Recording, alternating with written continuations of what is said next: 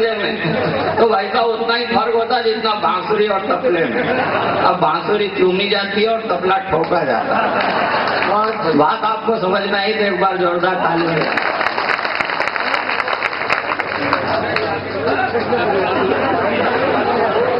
साड़ी आ गई और दाढ़ी चली गई।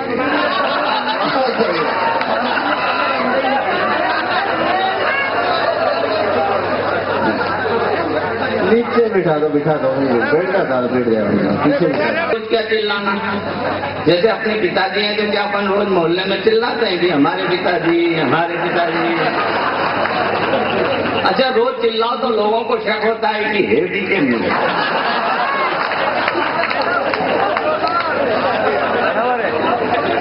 अच्छा मैं ये पाकिस्तान पे भी नहीं सुना था। पाकिस्तान है कितना बड़ा, जितनी वहाँ की जनसंख्या उतने लोग तो अपने जेलों में पड़े रहते हैं। अपन कैदियों से कह दो कि तुम्हारी सजा माफ, तो दूसरे दिन पाकिस्तान। अरे पाकिस्तान में लोग 40-40 पंक्ति की कविता सुनाते, जबकि पाकिस्तान की औकात कुल 4 पंक्ति। यदि आप इजाजत दे तो मैं 4 पंक्ति में पाकिस्तान कि बम्बई में बम विस्फोट कराने वाले, कि बम्बई में बम विस्फोट कराने वाले सुन ले वो पाकिस्तान, अब की यदि जंग छिड़ी तो लाहौर तक कहलाएगा हिंदुस्तान। कि बम्बई में बम विस्फोट कराने वाले सुन ले वो पाकिस्तान, अब की यदि जंग छिड़ी तो लाहौर तक कहलाएगा हिंदुस्तान। अरे हम तो इसलिए चुप हैं कि कैसे हथियार उठाएं शिखंडी पर। क्या बात, हम तो इसलिए चुप हैं कि कैसे हथियार उठाएं शिखंडी पर, वरना जिस दिन चाहेंगे तिरंगा लहरा देंगे रावल। निपट गया पाकिस्तान। अब मैं आपको हास्य रस की कविता सुनाना चाहता हूं, क्योंकि हंसना विधाता ने इंसान की किस्मत में लिखा है। आपने कभी जानवर को हंसते हुए नहीं देखा होगा, देख लें तो समझना कि वो इंसान हो रहा है, और किसी इंसान को आप हंसते हुए नहीं देखे तो समझना कि यह जरूर जानवर है। अब मैं नहीं हंस रहा हूं कि अब मेरे बारे में ऐसा वैसा न। ये संचालक जी मुझसे कह रहे थे कि धमचक जी कोई अच्छी कविता सुनाना, नहीं तो श्रोता चले जाएंगे। मैंने कहा चिंता मत करो, एक भी श्रोता नहीं जाएगा। अरे किसमें इतनी हिम्मत जो आधी रात में घर जाकर अपनी सोती हुई शेरनी को जगाए।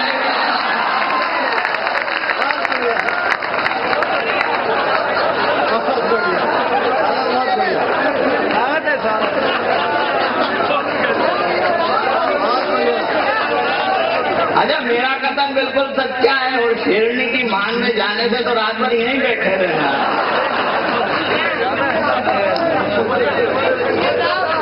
अच्छा ये आजकल की महिलाएं शेरनी से कम नहीं होती साहब, डराओ तो नहीं डरती, क्योंकि तब की बात और थी, अब की बात और है। तब की बात और थी, अब की बात और है। वो सतयुग का दौर था, ये कलयुग का दौर है। बहुत अच्छा बात। सतयुग में सती अपने मृत पति को यमराज में जिंदा लाती थी, कलयुग में पत्नी कहाँ लाती है, अब तो यमराज के पास खुद छोड़ने चली जाती। अच्छा पति भी कम नहीं होते साहब। एक आदमी की 2 पत्नी मर गई, उससे पूछा भाई 2 पत्नी कैसे मर गई? बोले एक तो सल्फात की गोली खाने से मर गई, बोले दूसरी सर फटने से मर गई। बोले सर कैसे फट गया? बोले गोली नहीं खा गई। तो पत्नी की आत्मा को यमराज लेकर जाने लगा, ने कहा देख मरता है, निश्चित मरने वाला, तो कुछ भी कर ले मैं इसे नहीं जिंदा करने वाला। पति बोला प्रभु आपको भ्रम है कि लेने आया हूँ, अरे इसे जिंदा मत कर देना, मैं तो आपसे ये कहने आया। ये अलग अलग पत्नियों के बारे में बातचीत हो जाती है साहब, कभी समझ जाते हैं, कई तरह के लोग मिल जाते हैं, कविताएं बन जाती है। एक मित्र बोले धमजट जी विवाह के समय आदमी औरत की मांग में सिंदूर भरता है। मैंने कहा भरता है? वो बोला बताइए ऐसा क्यों करता है? हमारा राजस्थान का एक कवि मित्र बोला धमचक जी आदमी औरत की मांग में सिंदूर इसलिए भरता है ताकि लोगों को पता चल जाए कि इस प्लॉट की रजिस्ट्री हो गई। लड़की की शादी हो रही होती है, उसके आसपास 3-4 कुंवारी लड़कियां घूमती है। वो इसलिए घूमती ताकि लोगों को ये पता चल जाए कि जिस प्लॉट की रजिस्ट्री हो रही है उसके आसपास के प्लॉट अभी खाली है। बहुत बढ़िया।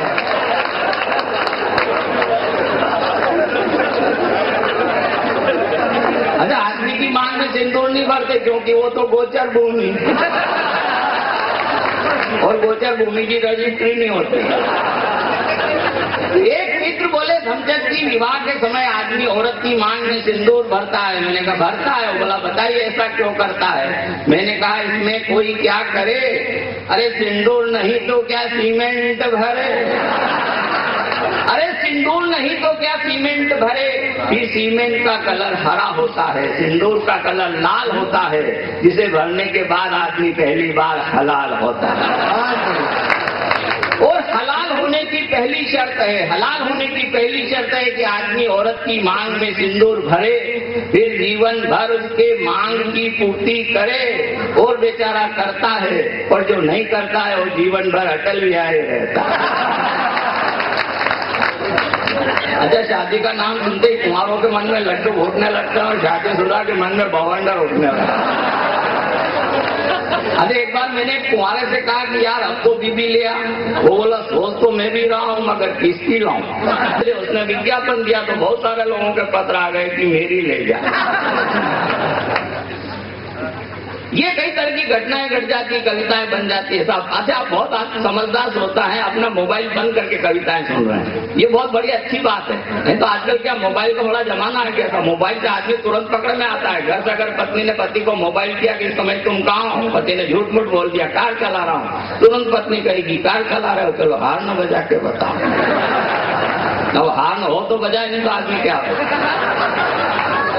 अच्छा, मोबाइल के एक लड़की जा रही थी, उसके मोबाइल में मिस कॉल आया। उसने पीछे मुड़ के देखा कि बाबा चले आ रहे हैं, खत्म हो यार। मोबाइल चाहिए भाई साहब। अरे मोबाइल बहुत कॉमन चीज हो गई साहब। इतना सारा ताली बजना चाहिए, आनंद का बात है। ये ताली वाली बजाने की कोई बात नहीं, इसमें मजे की बात है साहब। ये हम मोबाइल ये अस्पताल के अंदर आ रहे थे अभी, तो वहाँ मोबाइल के बड़े बड़े होर्डिंग लगे जिसमें एक महिला मुस्कुराती हुई, हाथ में मोबाइल, ऊपर लिखा 999 रुपए में और नीचे लिखा आजीवन बीड़ी।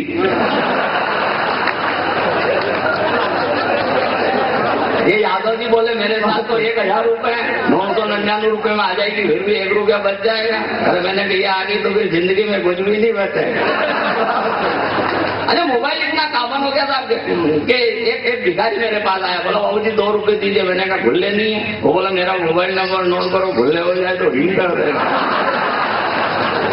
पर इससे अपना टेलीफोन अच्छा होता है मगर टेलीफोन से क्या क्या समस्याएं होती है मैं आपको सुनाना चाहता हूँ कि फोन से कई प्रकार की समस्याएं होती हैं। आप सब समझते हैं जो फोन रखते हैं, कई बार लगाओ कहीं और कहीं लगते हैं। एक बार एक व्यक्ति ने केले वाले को लगाया, अब उसे क्या पता कि उधर से किसी दर्जी ने उठाया। अब हमारे इधर क्या केले दर्जन के हिसाब से देते हैं, 8 रुपए दर्जन, 10 रुपए दर्जन। और जो दर्जी होता है उसकी पत्नी को भी लोग दर्जन कहते हैं, तो कैसे समझ सकते? बहुत बढ़िया। एक बार एक व्यक्ति ने केले वाले को लगाया, अब उसे क्या पता कि उधर से किसी दर्जी ने उठाया। उसने केले वाला समझकर जैसे ही कहा कि शाम को मुझे 1 दर्जन चाहिए, उधर से दर्जी बोला अभी लड्डू लेके आ रहा हूँ, जरा अपना पता बताइए। एक बार मैंने एक मंत्री जी को लगाया, उधर से जैसे ही उत्तर आया, मैंने पूछा आप कौन? वो बोला मैं पीए बोल रहा हूँ। अरे मैंने कहा तू पीए बोल रहा है? और मैं बिना पीए बोल रहा हूँ। अरे भैया जरा ढंग से जिंदगी जी और कम से कम दिन में तो मत पी। अच्छा, पीने के कई प्रकार के घटना घट गए हमारे साथ। वैसे सिंधी साहब हमारे पड़ोस में ठाकुर साहब रहते हैं। मैंने कहा ठाकुर साहब आपकी उम्र? बोले 36 साल। दूसरे साल मैंने फिर पूछा ठाकुर साहब आपकी उम्र? बोले 36 साल। तीसरे साल मैंने फिर पूछा ठाकुर साहब आपकी उम्र? बोले 36 साल। मैंने कहा 3 साल से 36 साल। वो बोले ठाकुर की जबान एक बार दे दी तो दे दी।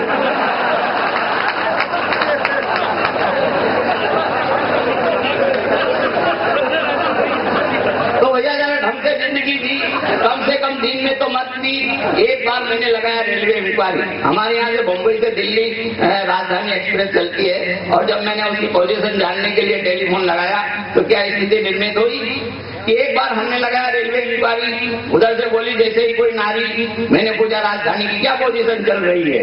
बोले राजधानी में महंगाई मुस्कुरा रही है और सरकार हाथ मल रही है। बहुत बढ़िया, बहुत बढ़िया। मैंने कहा राजधानी की क्या पोजीशन चल रही है? बोले राजधानी में महंगाई मुस्कुरा रही है, सरकार हाथ मल रही है। संसद नहीं, खेल हो गया है। सत्ता के लिए कुर्सियों में तालमेल हो गया है। दागी मंत्री घूम रहे हैं रेल में और तिरंगा फहराने वाले जा रहे हैं।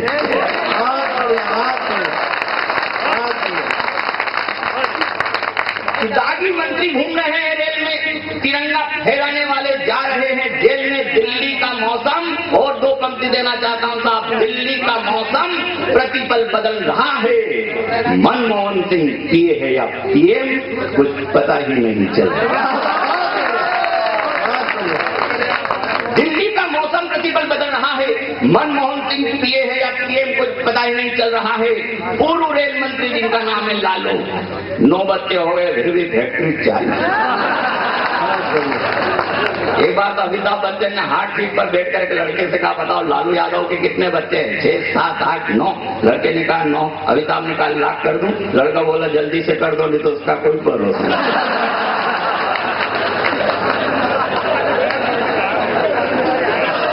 अच्छा आप 9 बच्चे थे हंस रहे। हमारे परिवार नियोजन अधिकारी मित्र उनके 10 बच्चे। मैंने कहा परिवार नियोजन विभाग के अधिकारी हो के आपके 10 बच्चे? फिर बोले मैं परिवार नियोजन विभाग में आने से पहले विकास अधिकारी। तो पूर्व रेल मंत्री जिनका नाम है लालू, 9 बच्चे हो गए फिर भी फैक्ट्री चालू। भारत मित्रों, इस देश में नेता उसे कहते हैं जो नेतृत्व करता है। ने और ता 2 शब्द होते हैं। ने का मतलब होता है नेतृत्व और ता से मतलब होता है ताकत। जिसमें नेतृत्व की ताकत होती है वो होता है नेता। सुभाष चंद्र बोस हमारे नेता, महात्मा गांधी हमारे नेता, राजेंद्र सिंह जी हमारे नेता, भाटी साहब हमारे नेता। ये ऐसे नेता जो जन सेवा करते हैं। मगर हम उन नेताओं की बात करते हैं जो करोड़ों का घोटाला, जनता की कमाई का पैसा जो करोड़ों का घोटाला करते हैं। ऐसे नेताओं के बारे में 2 पंक्ति देना चाहता हूं, और पंक्ति अगर सच्ची हो, अच्छी हो, तो पूरे सदन का जोरदार ताली बजा के समर्थन भी चाहता हूं कि भारत संसद पर हमला हो गया। बार बार यही रोना रो रहा है, पर एक भी भ्रष्ट नेता नहीं मरा।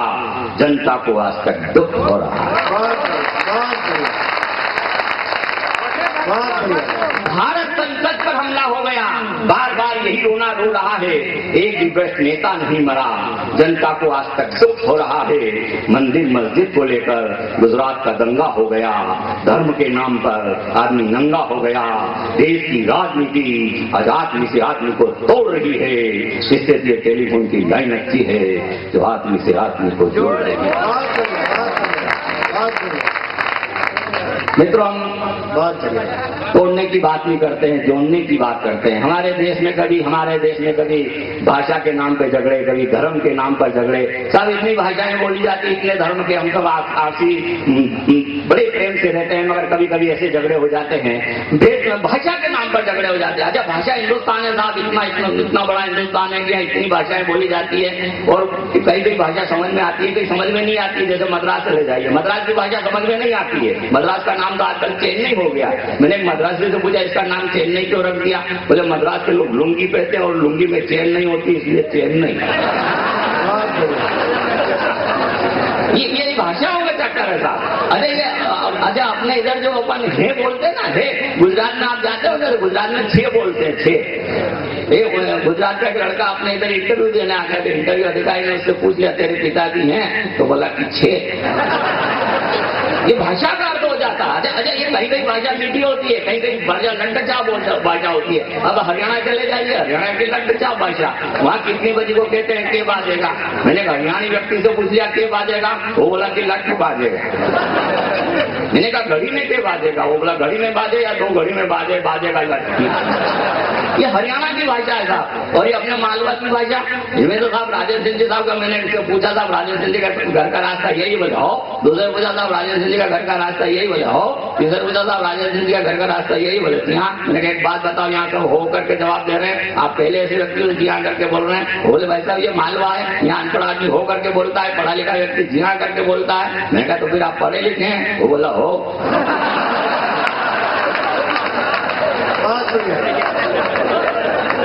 ये अपने मालवे की भाषा का आनंद है साहब, ये उसकी मस्ती है।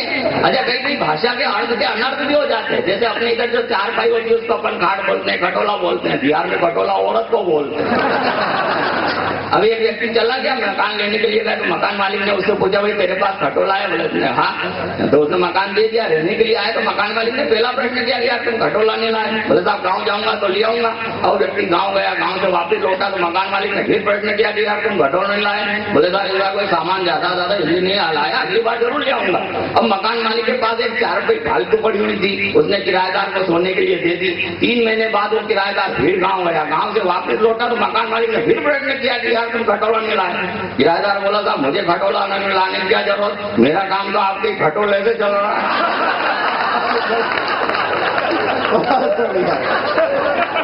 अरे बोले ऐसा नहीं हो सकता। बोले कैसे नहीं हो सकता? पिछले 3 महीने से तो ऐसा ही हो रहा। अब किराएदार अपनी जगह सही है, मकान मालिक अपनी जगह सही है, मगर ये सब भाषा का चक्कर है। इसलिए हिंदुस्तान की एक सर्वमान्य भाषा होना चाहिए और वो होना चाहिए हिंदी।